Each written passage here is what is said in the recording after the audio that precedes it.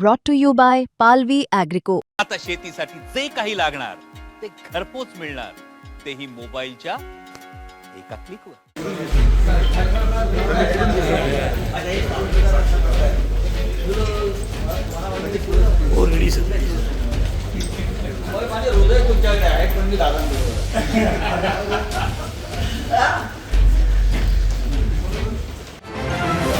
राज्याच्या राजकारणात काय होऊ शकतं हे कुठल्या ज्योतिषालाही सांगणं आता कठीण आहे. एकमेकांचे कट्टर विरोधी एकत्र येताना आपण पाहिलेत. आता एकमेकांवर जोरदार हल्लाबोल करणारे संजय राऊत आणि दादा भुसे हसत हसत कोर्टात येताना दिसलेत. इतकंच नाही तर संजय राऊत यांच्या विरोधातील अपूर्ण नुकसानीची केसही आता निकाली निघाली आहे.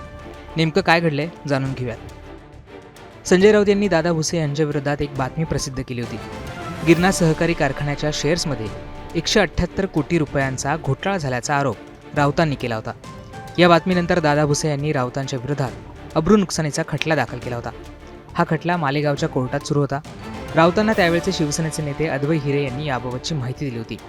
अद्वै हिरे आता भाजपमध्ये गेलेत. दुसरीकडे या बातमीची राऊतांनी सत्यता पडताळून पाहिल्यानंतर त्यात चुकीचा आधार होता हे त्यांच्या लक्षात आलं.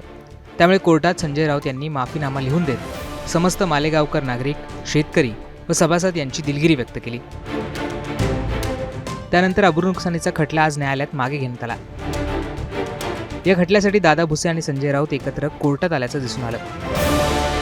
दुसरीकडे खटल्यानंतर दोघांनी एकत्र पत्रकार परिषद घेत त्यांची भूमिका स्पष्ट केली आहे. दादा भुसे आणि संजय राऊत काय म्हणाले पाहूयात.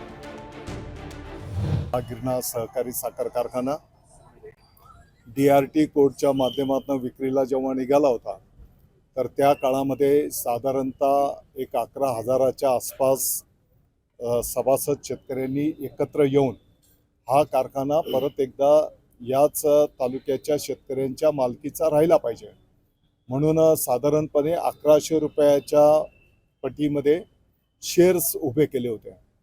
आपल्या सर्वांना माहिती आहे की एक महिनाभर सर्व पक्षीय लोकांनी एकत्रितपणे येऊन हा प्रयत्न केला होता. दुर्दैवाने काही लोकांनी त्या काळी पण अफवा पसरवल्या आणि मोठं भाग भांडवल आपलं उभं राहू शकलं नाही. जी काही 1,60,70 लाख रुपये रक्कम जमा झाली होती ती रक्कम नंतरच्या काळामध्ये आर्मस्ट्रॉंग कंपनीने जो कारखाना घेतला त्या कंपनीला RTGSच्या माध्यमातून आपण ती ट्रान्सफर केलेली आहे. हे सर्व गोष्टी रेकॉर्डवर आहेत. आणि मग असं असताना जो काही आरोप आपल्या मालेगाववर केला गेला आणि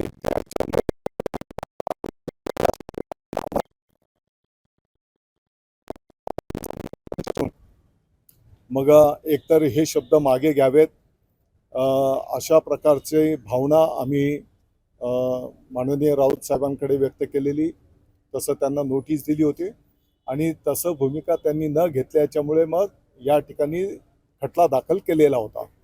नंतरच्या काळामध्ये राऊत साहेबांनी याचं सगळं पडताळणी केल्याच्या नंतर त्यांना हे आढळून आलंय की आपण केलेला जो काही आरोप आहे तो चुकीचा आहे, निराकस खोटा आहे. ज्यांनी त्यांना माहिती दिलेली होती मला अपेक्षित होतं की त्यांनी नाव सुद्धा घ्यायला पाहिजे होतं. हो, मी सांगतो ना, मी सकाळी नाव घेतलेलं आहे. तर अद्वै हिरे यांनी ही माहिती दिली होती हे सत्य आहे. सकाळी मी या विषयावर बोललेलो आहे. तर त्या खोट्या माहितीच्या आधारावर त्यांनी ते आरोप केलेले होते आणि मग त्यांनी आत्ताच्या घडीला मालेगावच्या शेतकऱ्यांची, नागरिकांची, सभासदांची दिलगिरी माफी मागितलेली आहे आणि म्हणून त्यांच्या तब्येतीचाही विषय आहे. या सर्व गोष्टींचा विचार करून आज हा खटला मागे घेण्यात आलेला आहे. आज जो विषय राहिलेला नाही, ज्यांच्यामुळे विषय निर्माण झाला तेही आमच्यात राहिलेले नाही, तेही सत्ता पक्षात गेलेले आहेत. आता त्यांचं त्याने पाहावं या मताचा मी आहे. दादा भुसे यांनी अत्यंत पेसफुली हा विषय संपवण्यासाठी सहकार्य केलं, ही चांगली आनंदाची गोष्ट आहे. म्हणजे दादांचे आणि आमचे जे पूर्वीचे नातेसंबंध आहेत ते इथे कामी आले आणि माझ्या तब्येतीमुळे मला आता फार धावपळ अशी इथे लांब करता येत नाही, कारखाना येता येत नाही. पण जे घडलंय ते उत्तम घडलंय. महाराष्ट्र संस्कृती आहे ना, यापेक्षा वेगळी संस्कृती कधीच महाराष्ट्राची नव्हती. आणि ही संस्कृती कायम राहावं असं आम्हाला दोघांनाही वाटतं. दादा बोलतील ना आता. साहेब, पण यापुढे पुन्हा अशी वक्तव्य होतील का? बघा, ते वक्तव्य मुळात ज्या आधारावर मी केलं होतं, तो आधार जो आहे ज्यांनी निर्माण केला होता त्याने आता त्या संदर्भात काय ते पाहावं. मला असं वाटलं की माझ्याकडून चुकीच्या आधारावर मी वक्तव्य केलं असं मला नंतर लक्षात आलं. आणि ज्यांनी ते समोर आणलं ते आता स्वतःच दूर गेलेले आहेत.